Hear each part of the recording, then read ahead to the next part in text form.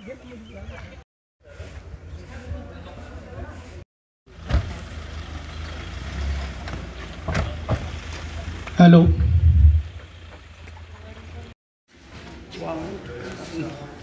맘들어. 뭐 잡기. 짜주는 게 너. 이번 갖고 어디야?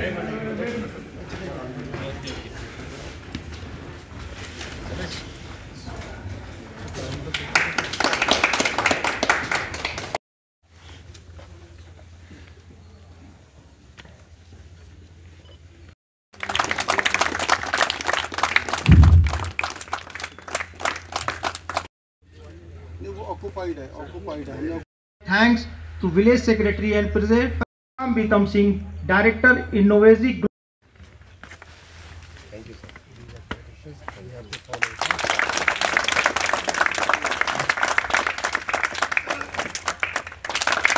Now I would like to request to CEO sir.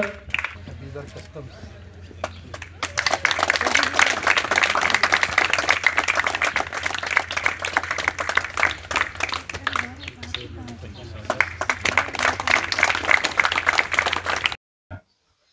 Hanoktada no pochari nasi CRPF na sumaina koi sindiriba koi chhatra sing chhatra kun khangalaga computer gi training pigani haina toribasi masi yamna afaba civic action program amani nandagi chatharpa mayam amu leire civic action program koi sana khonaba sports football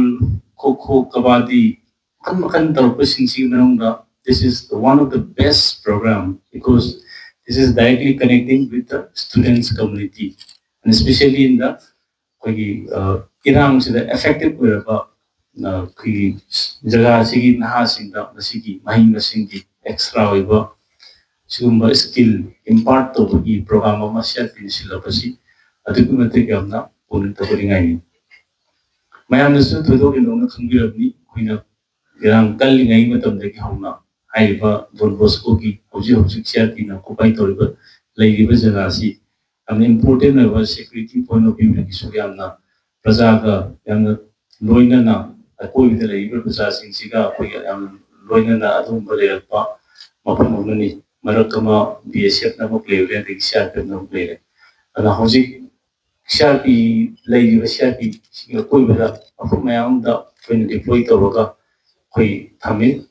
adum kadang ban sige whole bel construction jab jara koi sida CRP company mari mayam na ba dum thamaga koi sida mayam gi safety gi damak mayam gi keno gi damak ade koi ji rang ji kharak sida dum koi ju masai gi hana toromba duty sing adu gi mathak ta hai batare sumaina praja sing na samna khona ba praja sing ge hena mateng pangna ban ha sing sembat pa nation building gi thabakta sing bagi sing sida backlog pa masi program ni masida koi angang sing ma thoi chang yaw na yaw pi bagi tama koi district police ki site gi su thagat perform dok chari koi matam chupada district police ki jaga sing sida koi na matam kuri mongta senaraga leiba ngamda ba jaga sing koi mating pangbi tuni hedna laiba leiba CRP force koi punna jaga sing da thabak tongminari aduna koi singsi koi gi society sida yamna koi gi koi ga praja ga CRP singsiga mari matai mari si yamna phana tham si yamna daga oi praja singna sum koi support to view koi gi anything praja gi award apa anything leiba koi da hai gi da ba ochu or anything praja gi no lebising koi gi through the su adum haibi raga koi myam ta thok da sen tong na ga award apa gi no men khapi nu gi thok tong na si hai nei apel to jari loine na ngasi tawliba program sida koi gi sidagi hena makhata ba koi gi chhatra sing gi ability chhatra sing na pamba makhan na kha to training le ga su koi do re su hai bi or CRP do su hai bi if the students they want more training program on different aspects we can help them from the side of district police as well as from CRPF. Masi hai jaragai tangsi loisin jagi ngasi training si phajan yauki raga masi kana ba pai sai sagi thabak to obi ai ko nagi ꯐ꯭ꯌꯨꯆꯔꯒꯤ ꯀꯩꯅꯣꯗ ꯑꯣꯏꯕ ꯌꯥꯏ ꯌꯥꯝꯅ ꯀꯥꯟꯅꯕ ꯐꯪꯒꯅꯤ ꯍꯧꯖꯤꯛꯇꯤ ꯀꯝꯄ꯭ꯌꯨꯇꯔꯒꯤ knowledge ꯍꯩꯇꯕꯁꯤ ꯑꯝꯇ ꯌꯥꯗ꯭ꯔꯦ ꯑꯦꯅꯤ ꯒꯚꯔꯟꯃꯦꯟꯠ ꯖꯣꯕ ꯑꯣꯏꯒꯦꯔꯥ ꯑꯣꯔ ꯏꯁꯥ ꯁꯔꯀꯥꯔ ꯊꯕꯛ ꯇꯧꯒꯦ ꯍꯥꯏꯅ ꯁꯔꯀꯥꯔꯒꯤ ꯊꯕꯛ ꯇꯥꯟꯅꯕ ꯈꯛꯇ ꯅꯠꯇꯕ ꯏꯁꯥꯒꯤ ꯑꯣꯏꯔꯒꯁꯨ ꯂꯅꯥꯏꯒꯤ ꯑꯦꯅꯤ ꯊꯕꯛ ꯑꯃ ꯇꯧꯒꯦ ꯍꯥꯏꯕ ꯃꯇꯝꯗ ꯑꯩꯈꯣꯏ ꯀꯝꯄ꯭ꯌꯨꯇꯔꯒꯤ ꯅꯣꯂꯦꯖ ꯍꯩꯇꯕ ꯌꯥꯗꯦ ꯂꯣꯏꯅꯅ ꯍꯩꯕ ꯈꯛꯇꯪ ꯅꯠꯇꯅ ꯀꯝꯄ꯭ꯌꯨꯇꯔꯁꯤꯁꯨ ꯀꯃꯥꯏꯅ ꯁꯤꯖꯤꯟꯅꯒꯅꯤ ꯍꯥꯏꯕꯁꯤꯁꯨ ꯑꯩꯈꯣꯏ ꯈꯪꯗꯕ ꯌꯥꯗꯦ ꯀꯔꯤꯒꯤꯅꯣ ꯍꯥꯏꯕ ꯃꯇꯝꯗ ꯑꯩꯈꯣꯏꯅ ꯀꯝꯄ꯭ꯌꯨꯇꯔ ꯗꯤꯚꯥꯏꯁ ꯑꯗꯒꯤ ꯀꯝꯄ꯭ꯌꯨꯇꯔ ꯍꯥꯏꯔꯒ ꯍꯧꯖꯤꯛ ꯐꯣꯟ ꯅꯣꯡ ꯂꯣꯏꯅ ꯌꯥꯎꯁꯤꯜꯂꯛꯄ ꯃꯇꯝꯁꯤꯗ ꯑꯩꯈꯣꯏꯗ ꯁꯣꯁꯥꯏꯇꯤꯁꯤꯗ ꯂꯥꯟꯅ ꯃꯤꯁꯌꯨꯁ ꯇꯧꯕꯗꯒꯤ ꯑꯃꯥꯡ ꯑꯇꯥ ꯃꯌꯥꯝ ꯊꯣꯛꯄ ꯌꯥꯎꯏ ꯑꯗꯒꯤ ꯁꯝꯅ ꯍꯥꯏꯔꯕꯗ ꯍꯧꯖꯤꯛꯀꯤ ꯃꯇꯝꯁꯤꯗ ꯑꯩꯈꯣꯏꯒꯤ ꯐꯣꯟꯒꯤ ꯈꯨꯠꯊꯥꯡꯗ ꯑꯅꯧ ꯑꯅꯧꯕ ꯆꯥꯎꯈꯠꯂꯛꯄꯒꯤ ꯃꯇꯨꯡꯒꯤꯅ AI ꯑꯗꯨ ꯑꯗꯥ ꯃꯌꯥꯝ ꯊꯣꯛꯏ ꯁꯝꯅ ꯍꯥꯏꯔꯕꯗ ꯍꯧꯖꯤꯛꯇꯤ ꯐꯣꯟꯗ ꯏꯟꯇꯔꯅꯦꯠꯇ ꯂꯣꯏꯅ ꯎꯕ ꯌꯥꯕ ꯌꯦꯡꯕ ꯌꯥꯕ ꯌꯦꯡꯉꯕꯅꯤꯅ ꯃꯈꯜ ꯃꯈꯥ ꯀꯌꯥꯒꯤ ꯀ꯭ꯔꯥꯏꯝ ꯊꯣꯛꯇꯕ ꯅꯠꯇꯦ ꯃꯁꯤꯒꯤ ꯃꯊꯛꯇ ꯑꯅꯧꯕ ꯇ꯭ꯔꯦꯟꯗ ꯑꯩꯈꯣꯏꯒꯤ ꯑꯉꯥꯡꯁꯤꯡ ꯂꯩꯕꯁꯤꯡꯁꯤ ꯑꯩꯈꯣꯏꯒꯤ ꯉꯁꯥꯏꯒꯤ ꯍꯥꯏꯕ ꯇꯥꯔꯦ ꯑꯩꯈꯣꯏ ꯄꯩꯁा ꯄꯥꯏꯅꯤꯡꯕꯒꯤ ꯀꯩꯅꯣꯁꯤꯗ ꯑꯩꯈꯣꯏꯒꯤ ꯉꯁꯥꯏꯒꯤ ꯀꯝꯄ꯭ꯌꯨꯇꯔꯁꯤꯗ ꯍꯧꯖꯤꯛꯇꯤ AIꯗ ꯀꯩꯗ ChatGPT ꯄꯩꯁꯥ ꯄꯥꯏꯕ ꯌꯥꯅꯤ ꯑꯗꯨ ꯇꯧꯅꯤ ꯏꯟꯇꯔꯅꯦꯠꯁꯤꯁꯦ ꯂꯣꯏ ꯊꯣꯛꯂꯛꯄꯅꯤ ꯊꯣꯛꯂꯛꯄꯁꯤꯗ ꯑꯉꯥꯡꯁꯤꯡꯁꯤ ꯐꯣꯟꯁꯤꯡꯁꯤ ꯄꯥꯏꯕ ꯍꯩꯔꯕ ꯑꯉꯥꯡꯁꯤꯡꯁꯤꯅꯁꯨ ꯉꯁꯥꯏꯒꯤ ꯑꯗꯨꯒꯨꯝꯕ ꯂꯝꯕꯤꯗ ꯃꯈꯥ ꯇꯥꯅ ꯃꯈꯣꯏꯅ ꯁꯤꯗꯤ ꯌꯥꯝꯅ ꯅꯍꯥ ꯑꯣꯏꯅ ꯄꯩꯁꯥ ꯄꯥꯏꯕ ꯌꯥꯏꯒ ꯈꯜꯂꯀꯥꯟꯗ ꯑꯔꯥꯟꯕ ꯊꯕꯛ ꯇꯧꯔꯨꯕ ꯃꯌꯥꯝ ꯑꯃ ꯌꯥꯎꯏ ꯑꯗꯒꯤ ꯑꯉꯥꯡ ꯃꯆꯥꯁꯤꯡ ꯑꯩꯈꯣꯏ ꯀꯅꯥꯒꯨꯝꯕ ꯈꯔꯅ ꯃꯣꯏ ꯑꯉꯥꯡ ꯃꯆꯥꯁꯤꯡꯁꯤꯗ ꯑꯩꯈꯣꯏꯒꯤ ꯇ꯭ꯔꯦꯅꯤꯡ ꯑꯣꯏ ꯀꯔꯤ ꯑꯣꯏ ꯅꯪ ꯄꯩꯁꯥ ꯄꯥꯏꯅꯤꯡꯉꯗꯤ ꯁꯤꯒꯤ ꯏꯟꯇꯔꯅꯦꯠꯁꯤꯗ ꯁꯤ ꯍꯥꯡꯉꯨ ꯁꯤ ꯌꯥꯎꯁꯜꯂꯨ ꯁꯨꯃꯥꯏꯅ ꯇꯧꯔꯒ ꯃꯈꯣꯏꯁꯤꯒꯤ ꯗꯤꯁꯤꯞ ꯇꯧꯕꯤꯔꯒ ꯃꯄꯥꯟꯗ ꯆꯠꯁꯤ ꯈꯣꯠꯁꯤ ꯑꯗꯨ ꯑꯗꯥ ꯇꯧꯔꯒ ꯁꯤꯒꯨꯝꯕ ꯑꯦꯡꯒꯜꯒꯤ ꯀ꯭ꯔꯥꯏꯝ ꯃꯈꯜ ꯃꯈꯥ ꯀꯌꯥꯒꯤ ꯍ꯭ꯌꯨꯃꯦꯟ ꯇ꯭ꯔꯥꯐꯤꯀꯤꯡꯅꯆꯤꯡꯕꯒꯤ ꯃꯔꯛꯇ ꯁꯤꯒꯨꯝꯕ ꯑꯗꯒꯤ ꯑꯣꯔ ꯅꯍꯥꯔꯣꯟꯁꯤꯡꯅ ꯑꯉꯥꯡ ꯃꯆꯥ ꯔꯤꯀ꯭ꯔꯨꯠ ꯇꯧꯕꯕꯨ ꯑꯣꯏꯔꯣ ꯁꯤꯒꯨꯝꯕ ꯃꯌꯥꯝꯁꯤꯡꯁꯦ ꯑꯩꯈꯣꯏꯒꯤ ꯃꯌꯥꯝ ꯑꯃ ꯍꯧꯖꯤꯛꯁꯤ ꯊꯣꯛꯏꯕ ꯃꯌꯥꯝꯁꯤꯡꯁꯦ ꯑꯩꯈꯣꯏ ꯉꯁꯥꯏꯅ ꯀꯝꯄ꯭ꯌꯨꯇꯔꯒꯤ ꯀꯃꯥꯏꯅ ꯁꯤꯖꯤꯟꯅꯒꯅꯤ ꯑꯗꯒꯤ ꯀꯃꯥꯏꯅ ꯅꯣꯂꯦꯖ ꯁꯤꯗꯒꯤ ꯀꯔꯤ ꯒꯦꯟ ꯇꯧꯅꯤ ꯍꯥꯏꯕꯁꯤ ꯈꯪꯗꯕꯗꯒꯤꯁꯨ ꯃꯌꯥꯝ ꯑꯃ ꯑꯣꯏ ꯑꯗꯨꯒꯤꯁꯨ ꯃꯊꯛꯇ ꯑꯩꯈꯣꯏꯒꯤ ꯉꯁꯥꯏꯒꯤ ꯁꯥꯖꯤꯟꯅꯔꯒ ꯍꯥꯏꯕ ꯇꯥꯔꯦ ꯁꯣꯁꯥꯏꯇꯤꯁꯤꯗ ꯁꯥꯖꯤꯟꯅꯔꯒ ꯁꯝꯅ ꯍꯥꯏꯔꯕꯗ ꯑꯩ ꯏꯁꯥꯒꯤ ꯀꯩꯅꯣꯁꯤ ꯐꯦꯛ ꯑꯦꯀꯥꯎꯟ ꯑꯃ ꯍꯥꯡꯉ ꯁꯥꯔꯒ ꯃꯌꯥꯝꯗꯒꯤ ꯄꯩꯁꯥ ꯍꯥꯞꯄꯛꯎ ꯄꯩꯁꯥ ꯃꯇꯦꯡ ꯄꯥꯡꯉꯛꯎ ꯑꯩ ꯄꯣꯠ ꯌꯣꯟꯗꯧꯔꯤꯅꯤ ꯈꯣꯠꯇꯧꯔꯤꯅꯤ ꯍꯥꯏꯖꯤꯜꯂꯒ ꯁꯤꯒꯨꯝꯕ ꯀ꯭ꯔꯥꯏꯝ ꯃꯆꯥꯁꯨ ꯌꯥꯝ ꯊꯣꯛꯏ ꯑꯗꯨꯗ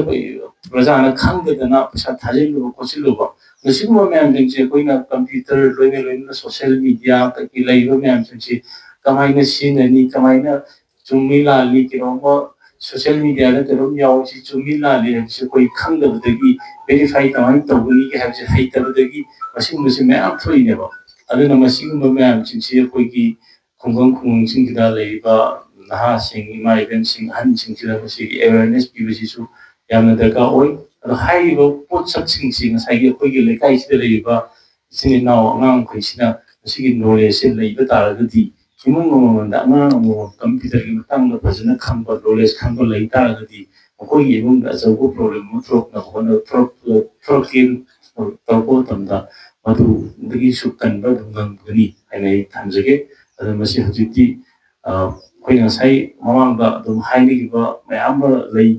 ꯑꯩꯈꯣꯏꯒꯤ ꯏꯃꯨꯡ ꯑꯃꯗ ꯅꯨꯄꯤ ꯑꯃꯅ ꯂꯥꯏꯔꯤꯛ ꯍꯩꯕ ꯑꯃ ꯂꯩ ꯇꯥꯔꯒꯗꯤ ꯏꯃꯨꯡꯗꯨ ꯄꯨꯔꯥ ꯑꯐꯕ ꯃꯥꯒꯤ ꯂꯥꯏꯔꯤꯛ ꯂꯥꯏꯁꯨꯗ ꯄꯨꯛꯅꯤꯡ ꯆꯪꯕ ꯀꯩꯅꯣꯝ ꯑꯣꯏꯒꯅꯤ ꯍꯥꯏꯕꯗ ꯍꯧꯖꯤꯛꯇꯤ ꯏꯃꯨꯡ ꯑꯃꯗ ꯀꯝꯄ꯭ꯌꯨꯇꯔ ꯍꯩꯕ ꯑꯉꯥꯡ ꯑꯃ ꯂꯩ ꯇꯥꯔꯒꯗꯤ ꯑꯩꯈꯣꯏꯒꯤ ꯁꯣꯁꯥꯏꯇꯤꯗ ꯂꯩꯔꯤꯕ ꯁꯥꯏꯕꯔ ꯀ꯭ꯔꯥꯏꯝ ꯑꯗꯒꯤ ꯑꯇꯣꯞ ꯑꯇꯣꯞꯄ ꯀ꯭ꯔꯥꯏꯝ ꯃꯌꯥꯝꯗꯒꯤ ꯉꯥꯛꯊꯣꯛꯄ ꯉꯝꯒꯅꯤ ꯍꯥꯏꯕꯁꯦ ꯑꯩ ꯊꯝꯖꯔꯒ thank you. What's your good name? Alice. Pardon? Alice. And is in which class you are studying? Fifth semester. Huh? Fifth semester. Fifth semester.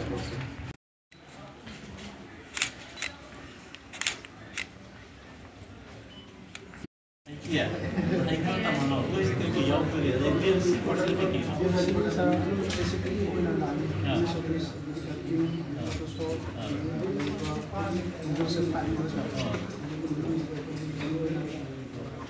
ऐसे करके सेमी सर्कल कर लेंगे ऐसे करके। हाँ